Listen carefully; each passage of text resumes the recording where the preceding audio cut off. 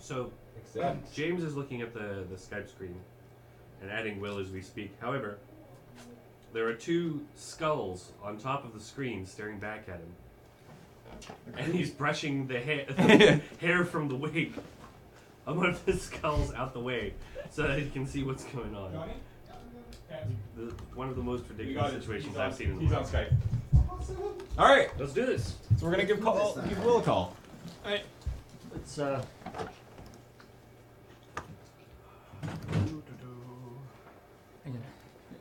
Well, wait, is sending me messages? No, my God. Yep.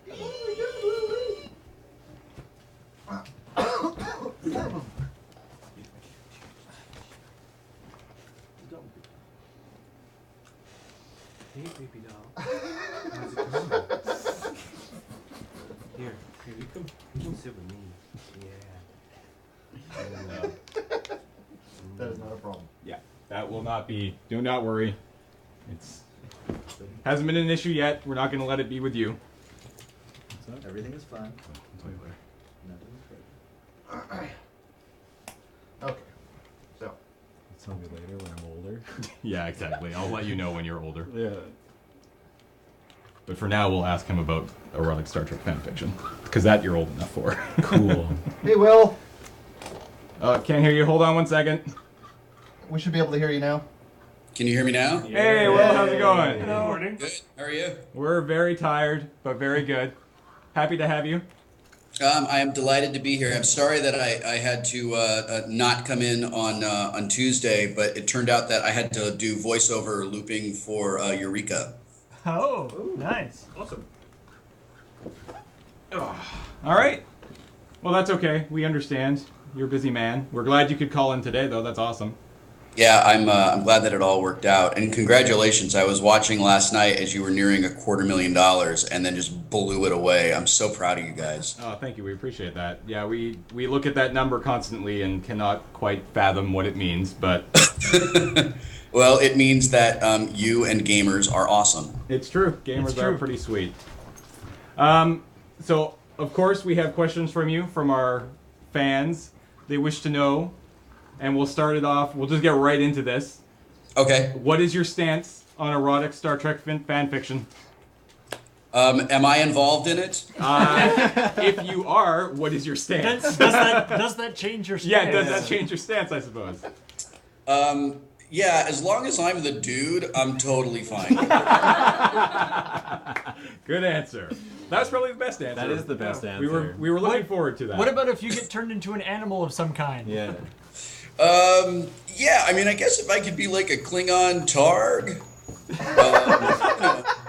from home when Worf was a boy.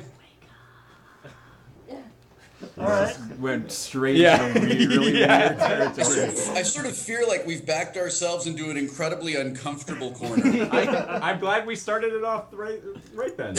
We can just dig up for the rest of the conversation. And then another thing that we're going to ask you, we'll wait till the end, but we had a challenge come in this year. For every fact we collect from our guests, we get $5. Awesome. So at some point, we will need to get a fact from you. It can be anything. It can be about animals. It can be about you. It can be anything you want. All right. So you can. Can I give you 5 facts? Absolutely. Okay. Fact number 1. You writing this down? I am now. Ready? Are you ready? Ready. Fact number 1. My wife is lactose intolerant. All right. Okay. Fact number 2. My first computer was a Texas Instruments TI-99-4A. Nice. Fact number 3. In my spare time, I brew my own beer. Fact number 4. I am wearing my pajamas and have put on a hat so it appears as though I've actually been awake for more than a half an hour. That is a good idea. Yeah. I never thought about that. You speak like a man who has had a lot of video conference experience. Fact number 4.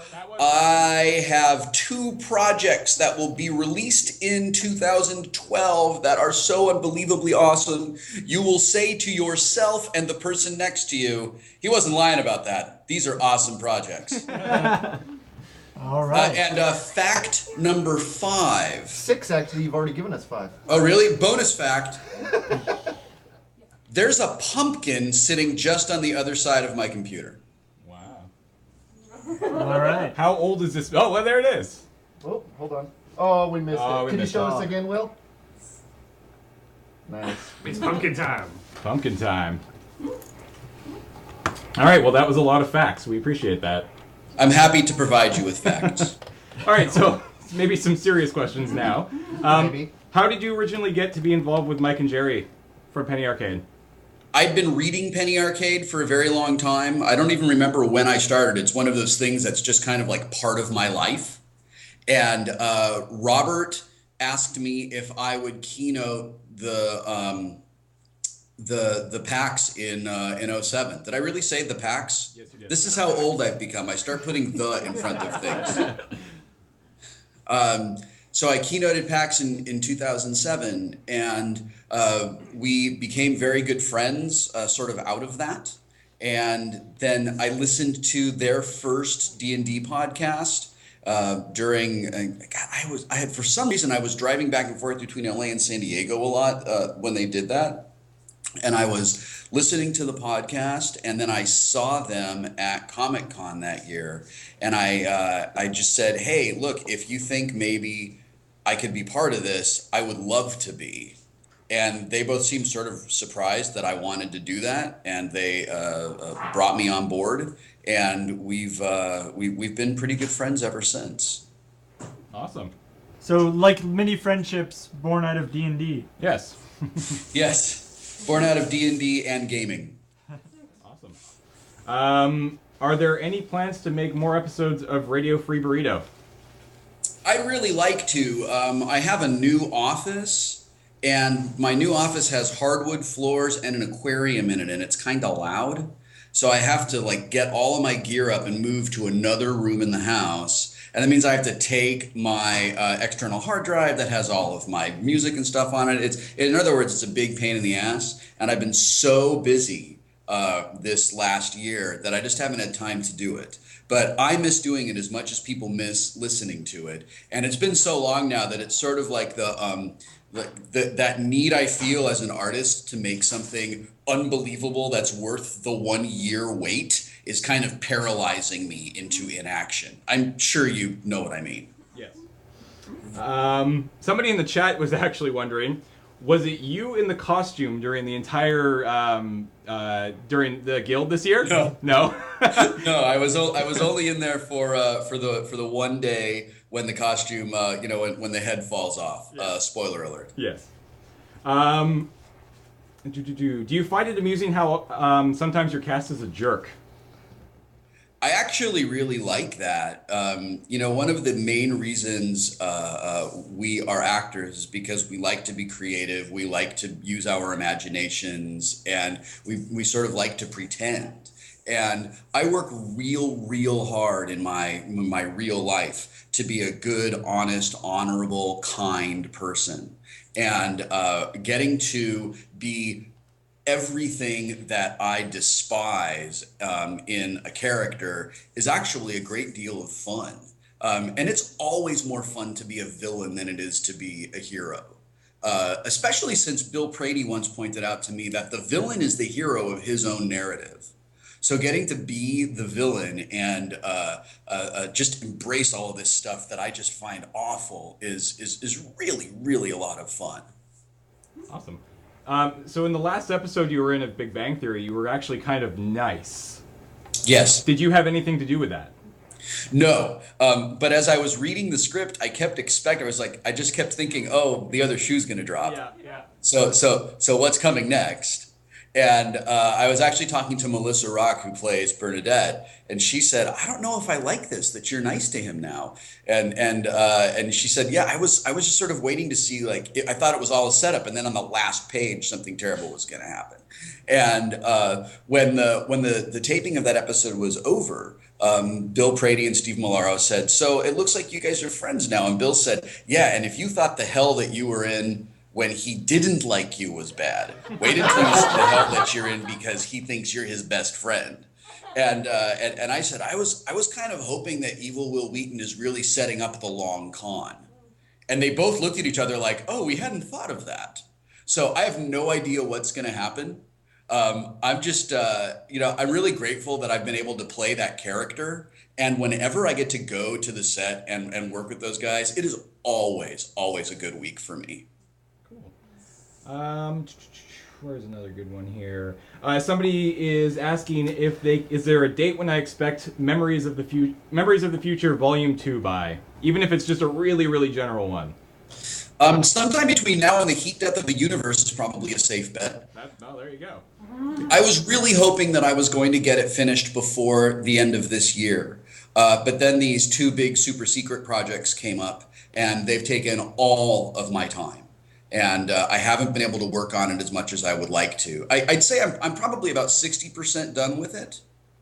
Done with the first draft, and then I'll give it to my editor, and we'll go through and we'll polish it and sort of, get it out the door. I think that it's, one of the reasons I don't really announce release dates is because I get super busy and things just, they get released when they get released. At this point, I'm really hoping that it will be out by spring.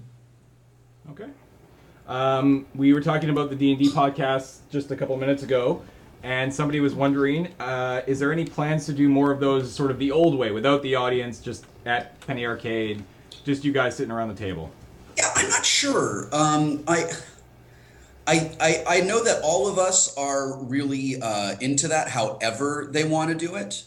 But it's kind of complicated, we have to go with, we've sort of partnered with Wizards of the Coast for all of that. And I know that what we do has to fit into how Wizards is marketing, and there's a lot of like businessy things that go on that sort of make my eyes glaze over, so I don't really pay attention to it.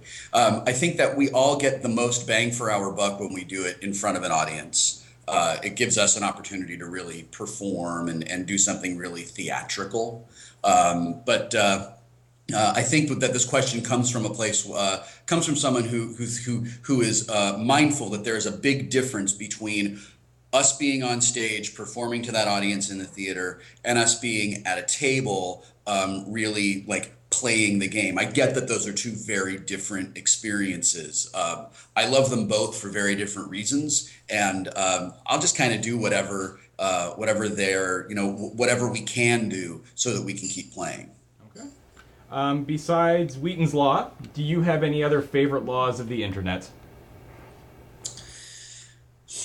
That's a really good question. What are other laws of the internet? The two that they quote here is Rule 34, and I hope that is not one of them. I'm pretty sure that we invoked Rule 34 in the first 60 seconds of our conversation. I believe we did. And they also quote Godwin's Law. Yeah, those are really good laws. Yep. I am delighted that I'm delightful. I am also delighted that Wheaton's Law has kind of made it into the language and made it into the culture. And I hope that it continues to make its inroads and that people really embrace it and use it, live it by example, as opposed to just, I want people to be proactive with it. Like, I choose not to be a dick, rather than using it in a reactive sense, saying to someone else, hey man, stop being a dick. And I think that will make the internet a more cat-filled and Rule 34-filled kind of place. And speaking of all of this, Americans, you really, really need to contact your Congress idiots and make sure that they know that you do not want SOPA and Protect IP passed. It will ruin the internet as we know it if that happens. Absolutely. We discovered a new rule, I believe, this year at De5ertBus, which is, I think the chat dubbed it 34.1, whereas if there's any song, there is a dubstep remix of it. Oh God! And they will make us perform it every single one. Which one of you does that thing where you just go whoa, whoa, whoa, whoa, whoa, whoa, where it doesn't really fit in the song, but you just keep doing it? Yeah, that's Ian and all of us.